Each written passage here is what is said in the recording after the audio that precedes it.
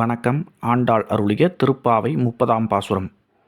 வங்கக் கடல் கடைந்த மாதவனை கேசவனை திங்கள் திருமுகத்து சேயிழையார் சென்றிறைஞ்சி அங்கப் பறைகொண்ட வாற்றை அணிபுதுவை பைங்கமலத் தன்தெறியல் பட்டர்புரான் கோதை சொன்ன சங்கத் தமிழ்மாலை 30ம் தப்பாமே இங்கு இப்பரிசுரைப்பார் ஈரிரண்டு மால்வரைதோள் செங்கண் திருமுகத்து செல்வத் திருமாலால் எங்கும் திருவருள் பெற்று இன்புறுவர் எம்பாவாய். புனிதமிக்க மார்கழி மாதம் இத்துடன் நிறைவடைகிறது.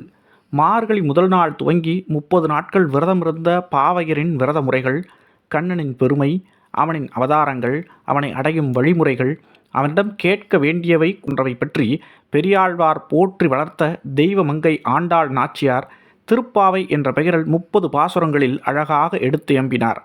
இந்த பாசுரத்தை நாமும் பாடி எல்லாம் வல்ல இறைவனை, பரம்பொருளான பெருமாளை, கூடிக் கொடுத்த சுடர்கொடியின் நாயகன் ரங்கநாதனை வழிபடுவோமாயின் நமக்கு என்னவெல்லாம் கிடைக்கும் என்பதை இந்த 30வது பாசுரத்தில் ஆண்டாள் விளக்கியுள்ளார். முழு நிலவை ஒத்த ஒளி பொருந்திய மங்கையர் தினமும் விரதமிருந்து அலை கடல் கடைந்து தேவர்களுக்கு அமுதம் பெற்று தந்த மாதவன் கேசவனான கண்ணனை போற்றி பாடினர்.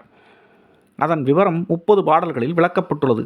இதனை படித்து ஆளிலை கண்ணன், அனந்தசயனன், நந்தகோபன் குமரனை போற்றுவோர் உயர்ந்த தோள்களை உடையவனும் அழகிய கண்களை உடையவனும் செல்வத்தின் அதிபதியுமான திருமாலின் ஆசி எங்கும் எப்போதும் கிடைக்கப்பெற்று செல்வ செழிப்புடன் இன்பமிக்க வாழ்வை பெறுவர் என்பதாக ஆண்டாள் திருவாய் மொழிந்துள்ளார். அனுதினமும் நாமும் இப்பாசுரங்களை படித்தோம்.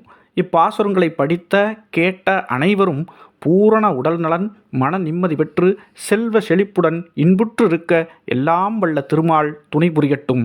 இன்னும் பல தெய்வீக அனுபவங்களை பெற தொடர்ந்து இணைந்திருங்கள் பாரத பயணத்தில். நன்றி, வணக்கம்.